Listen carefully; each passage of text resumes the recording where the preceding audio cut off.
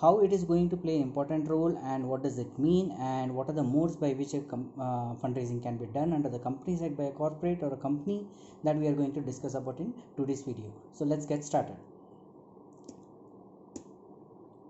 So we have tried to make it very simple in terms of fundraising, the meaning with simple terms I would like to read out. Fundraising is simple terms means a company raising capital or borrowing funds from the market or through any other sources through issue of different securities to meet the business obligations, business developments and related purposes.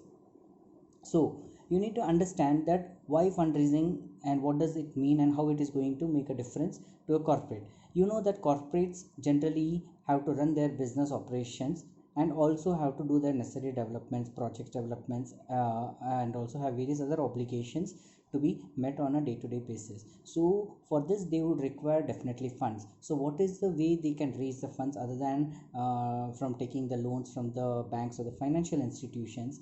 Is that raising of the capital or borrowing of the funds from the public, from the market or from any other sources. When I say the word any other sources, it means that if it is, let's assume if it's a private limited company, the option for these private limited companies to raise funds is through members or through any of their relatives under the Companies Act. Hence we have tried to make it very simple, the meaning of fundraising. It means raising capital or borrowing from the market or through any other sources through issue of the securities. Now the word securities has been means to understand that it is been defined under section 2 subsection h of Securities Contracts Regulations Act 1956. There are a host of instruments which falls under the definition of securities. However, we have just tried to make it very simple and quickly to produce some of the securities, which means shares, scrips, stocks, bonds, debentures or any such other instruments. So you may generally see that the securities means shares. It could be in form of a equity shares, or it could be preference shares, or if it is a debentures then it could be optionally convertible debentures, non-convertible debentures or any such other mode. So these are various instruments which falls within the definition of securities, and generally corporates and companies use these securities in terms of the issue. Depends on the whether they are a private or a public, and they issue these securities and raise the funds to meet their obligations. So what type of the companies can actually do fundraising can be done by the public companies or it can be done by the private companies. Now once again, public company means what? Public company can be categorized into two categories. One is listed and unlisted. Listed means the one which is into the stock exchange, and unlisted means those public companies which are not listed but yet they are a public company. Next is the obvious option is the private companies. Private companies means the one who are not anywhere publicly traded, or it's in the nature of a public raising the funds. So these are the two kind of the categories. Now we will understand what are the modes by which a public company can raise the funds under the Companies Act and private company. So let us go step by step. Public company. Now the modes of fundraising by the public company under the Companies Act have been four options. A public company can raise the funds by issuing of securities in any one of the following manner.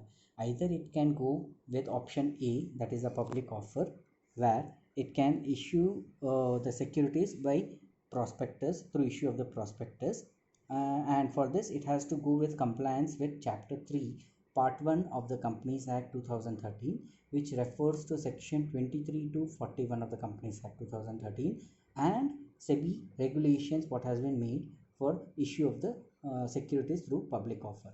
So in this situation, the corporate generally makes an offer to the public in general, and they are required to subscribe to such kind of the securities. You may be aware of this what we call this public offer in form of IPOs, that is initial public offering, FPOs, which is further public offering, and offer for sale of the securities. So these are all fall within the meaning of public offer.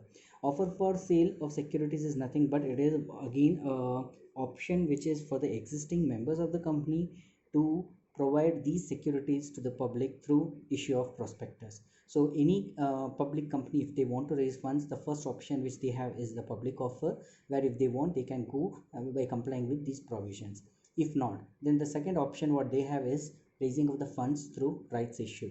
So when we say the rights issue, the term rights issue means giving rights to its members to subscribe to the securities offered by the company.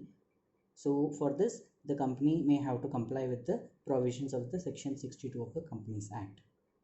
The third option of raising of the funds is through bonus issue, and for this one they have to do so by complying with the provisions of section 63 of the Companies Act.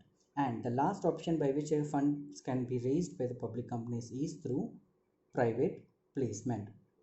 Now, by complying with the chapter for in order to have the private placement, what does private placement mean? Private placement means offering the securities to certain select individuals who may not be the members of the company, and it can also be any other persons, and such kind of the selected persons to whom the shares are being offered is called as a private placement. So in this case, private placement, if a company proposes to raise the funds, therefore it is required to comply with chapter 3 part 2 of the Companies Act, which refers to section 42, that is for private placement, and it has to be also comply with the rule 14 of the company's prospectus and allotment of the securities rules, and in key, and also under section 62 1c, that is where the securities are being offered to persons, whether it is a members, employees, or any such other persons under the Companies Act. Therefore section 62 1c will come in picture, and it has to be along with rule 13 of the company's share capital and debenture rules. So these are the governing provisions which a company may have to refer to when it comes to issuing or raising of the funds through any one of the following modes. So now for public companies, there are four options as stated. It is public offer, rights issue, bonus issue, and private placement. Whereas in case of the private limited companies, there are three options by which they can raise the funds. That is excluding the public offer, it is a rights issue, bonus issue, and private placement. So this is just an outline of the modes of raising funds, which we have made a quick small video. And because each process will require a lot of information, and a detailed detailed review is required to be made, and we can make a video of that one if you are interested. So please do like and subscribe to this channel, and place your comments in case if you have any questions, or if you wish to make us any video on any specific topic.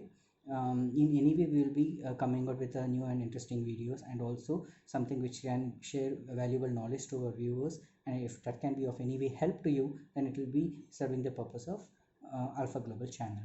So on this note, I would like to thank you, and I would like to request that if you really like the videos, please like, share, and subscribe to this channel. Thank you so much, and see you with some new videos in the near future. Thank you.